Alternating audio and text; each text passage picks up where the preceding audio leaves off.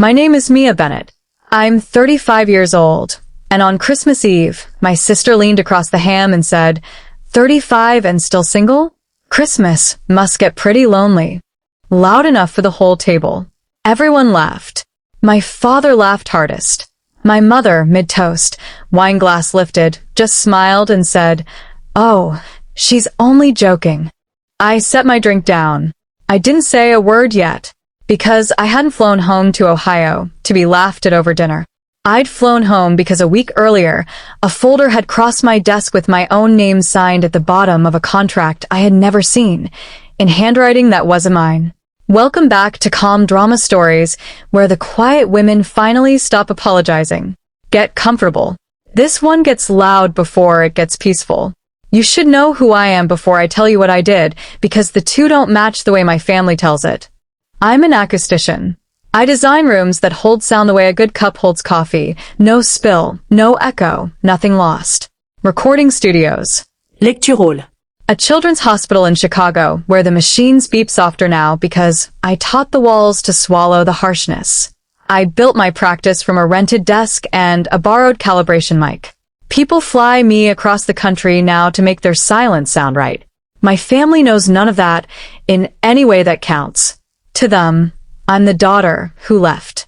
The one who never married on schedule. The punchline between the mashed potatoes and the pie. I hadn't been back in 2 years, and I wasn't planning on it this year either, until Dale called. Dale's an old technician at Bennett Acoustics, the company my father built, the one I grew up inside of. "Real quiet, Mia," he said. "They're closing a deal on the panel line. Investors. Big money. Your dad keeps telling them the design's clean. Signed over. All in the family." A pause. "But I never saw you sign anything. Did you?" I hadn't. That's when I booked the flight. Not for the ham. Not for the toast. For a sentence in a document I needed to see with my own eyes before anyone convinced me I was imagining it, because a signature is a small thing, right up until it's yours, and someone decides it belongs to the family too. But all of that was still folded up quiet inside me when Chloe kept going. My little sister runs marketing for the firm, which mostly means she decides which version of a story people are allowed to hear. "Some of us made choices," she said, spearing a carrot. "Some of us built things." Mia went off to, what is it, making rooms quiet. More laughter. My father set his fork down and did the thing that used to make me feel chosen when I was small. He spread his hands like he was blessing the table. This family built something real. 50 years of the Bennett name on that building. Whatever any one of us does, we do it for the name. The name comes first. Everyone nodded like scripture had been read. My mother refilled glasses. "Let's not make the meal about all that," she murmured, the phrase she uses whenever something true tries to stand up off the floor. I felt the old pull to shrink. 15 years of shrinking from a distance, so the room could stay smooth. I did not shrink. I set my glass down gently, the way you set down something you're finally done carrying. "Don't worry about me," I said, even almost kind. I've been married for a long time. The table didn't go quiet. It went vacuum sealed. I know the difference professionally. An empty room and a room holding its breath. This was the second kind. My mother's glass froze midair. Chloe's fork clicked against her plate. "You're what?" "Married," I said. 6 years. My father's eyebrows climbed. 6 years. You never told your own family. And there it was, before the plates were even cleared. Not "are you happy," not "who is he," just "how could you keep something from us?" As if the keeping were the crime. I gave them almost nothing. "His name is Adrian. He's away on business." "No, he isn't ashamed of them." "Yes, it's real, rings, a lease, a life." I kept my answers short, the way you cup a match against the wind. My mother reached over and touched my wrist. "We just want to be part of your life, sweetheart." And for one dangerous second, I almost let the warmth in. But I hadn't flown in from Chicago and rented a car at the Columbus airport to be part of anyone's life. I had come for a document. And sitting there with her hand on my wrist and my sister's laughter still hanging like smoke, I understood something clean and cold. They thought tonight's surprise was the biggest one in the room. It wasn't. The biggest surprise was 3 rooms away, in a manila folder, in a filing cabinet, with my name forged at the bottom. And I was the only person at that table who knew it was there. To understand the folder, you have to understand the panel. 11 years ago, Bennett Acoustics was 3 months from closing. I was 24, already gone from home, but I still believed a family was something you could repair with enough of your own hands. The firm made ordinary gray sound panels, the kind you've seen in 1,000 office ceilings, and nobody was buying them anymore. So I spent a winter in the back workshop designing something new, a layered baffled core, tuned so a room could stay warm without going muddy. A panel that didn't just kill sound. It shaped it. I built the first one myself. I signed the inside of the frame where no one would ever look, the way a luthier signs the belly of a violin. My initials, and a line I believed in. That panel saved the company. The orders came back. The Bennett name stayed on the building for another decade because of a design a 24-year-old built in the cold. And slowly, the story got retold without me in it. It became the Bennett panel. It became Dad's design. I let it. I told myself credit didn't matter, that I had my own city now, my own quiet, and that letting them keep it was a kind of love. That was the lie I lived inside, smooth as a sealed room. And now that same panel was the crown jewel of a deal worth more money than my father had ever seen. And somewhere in a folder, my name was pretending to have agreed to give it all away. The next morning I drove to the firm, telling everyone I just wanted to see the old place decorated for the holidays. Fresh paint. A glass conference room. A brass plaque with the founding year and my father's name embossed like a coat of arms. Buyers in good coats. A woman with a leather portfolio, writing things down. My father was in his element. Everything you see, we own outright, he was telling them. Every patent, every design, all assigned to the company, clean as a whistle, signed and sealed years ago. We keep it in the family. I stood by a rack of holiday cards and felt the floor tilt slightly, because I knew at least one of those signatures had never been given. I asked casually if I could see the IP paperwork, professional curiosity, one designer admiring how a clean assignment gets structured. Chloe intercepted me before I finished the sentence. Why would you need to see that? Arms folded, smile bright and hard. You don't work here, Mia. You haven't in years. It's not really your business. Then, louder, for the 2 employees within earshot. You disappear for 15 years, show up with a secret husband, and now you want to poke around the deal that sets this whole family up for life. People might think you're jealous. My mother passed by with a cookie tray and caught the tail end of it. Oh, she's just joking. Mia, don't make a face. There it was again. The spell that turns every knife into a joke, and every joke into your fault. It had disappeared my hurt for 35 years.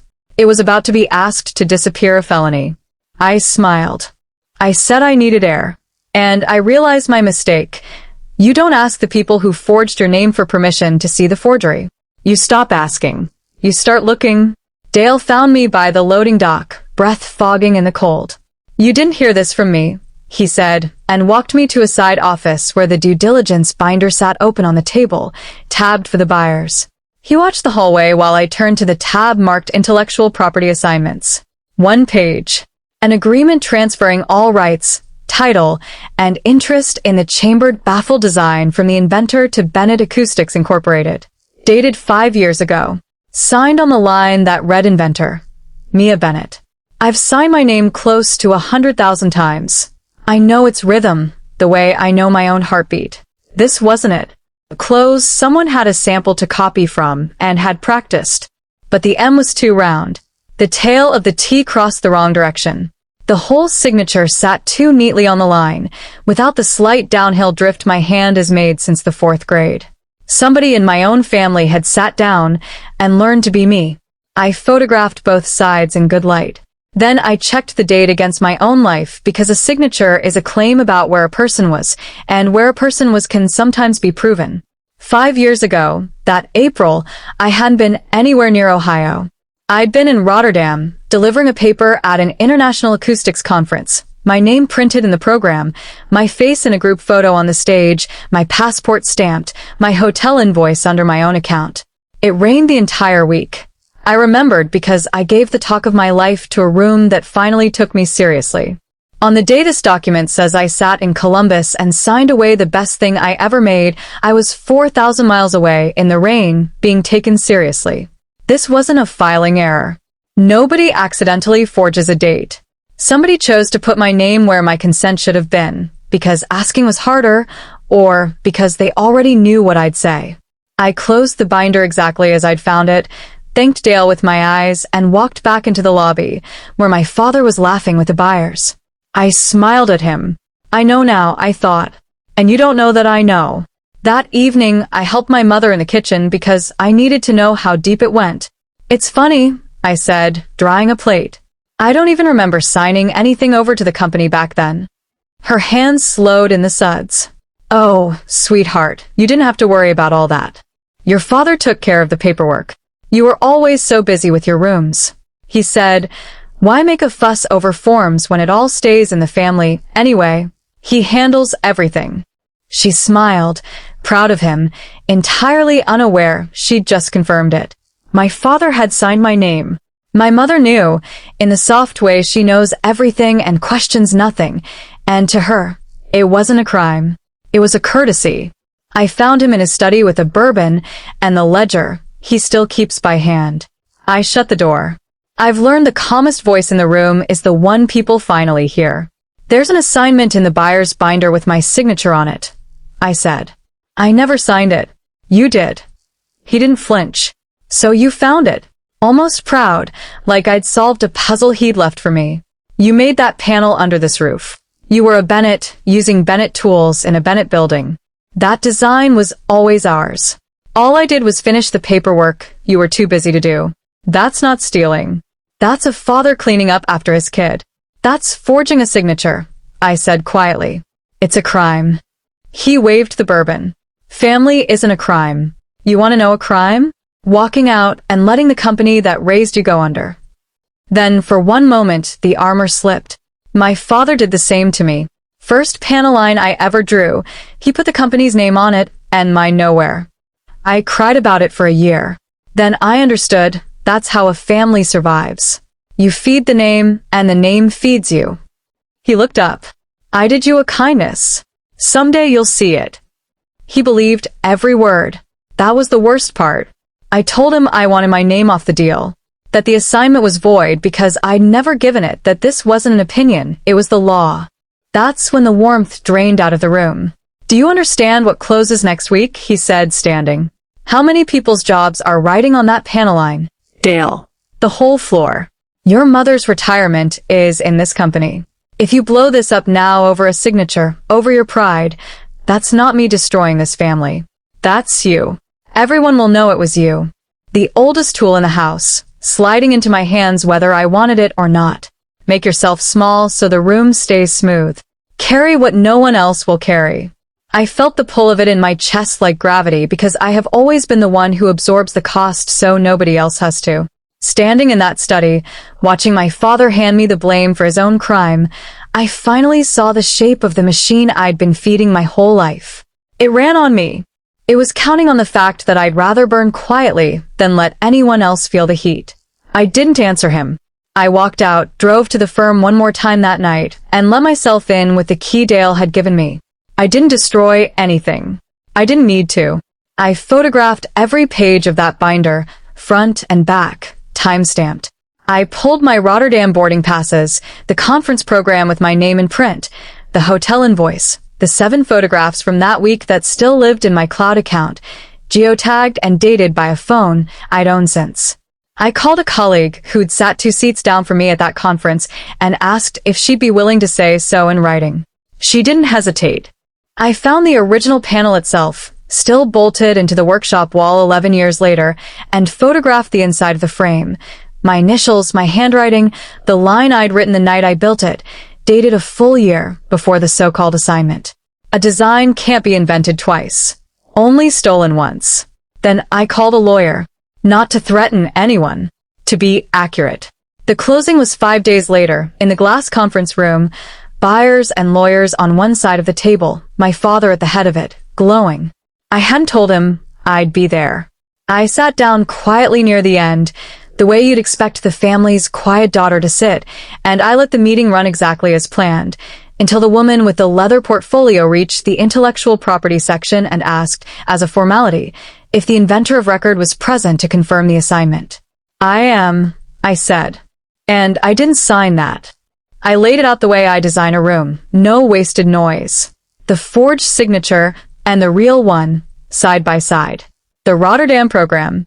The dated photograph inside the panel frame. My colleague's letter. I didn't raise my voice. I didn't need to. My father tried, at first, to talk over it the way he always had. Family business, nothing that concerns. But the buyers weren't listening to him anymore. They were reading. My mother went pale in the doorway. Chloe said nothing at all, for possibly the first time in her life. The deal didn't collapse. It changed. The buyers, to their credit, didn't want to inherit a lawsuit. They wanted a design that actually belonged to someone. Within a week, the assignment was redone properly with my name on it this time, in my own handwriting, on my own terms. I kept the rights to the panel I built. I licensed it back to the company Dale, and the rest of the floor still depended on, so no one lost a job over my father's choices. And I walked away from any claim to the Bennett name itself because I finally understood I had never needed it. My father didn't go to prison. I chose not to press it that far, not out of forgiveness exactly, but because Dale and 40 other people needed that company's standing, and punishing my father completely would have punished them too. But he lost the deal's biggest number, and he lost, for the first time in his life, the ability to tell the story however he liked. My mother finally asked me, quietly, weeks later, whether I'd really been in Rotterdam that whole week. I told her yes. She didn't say, he's just joking about anything after that. I flew home to Chicago. Adrian was there, real, unashamed, exactly as I'd said. I told him everything over a very quiet dinner, in a room I had, of course, designed myself. No hecho. Nothing lost. I didn't leave Ohio with a fortune, and I didn't leave with revenge. I left with my name back where it belonged, on the panel, on the paper, in my own hand. For the first time in 35 years, nobody at that table got to decide what my life meant except me. And that, it turns out, is the only inheritance worth having. If you stayed until the end, you already know what this channel is for. Tell me where you're watching from, and subscribe for the next one.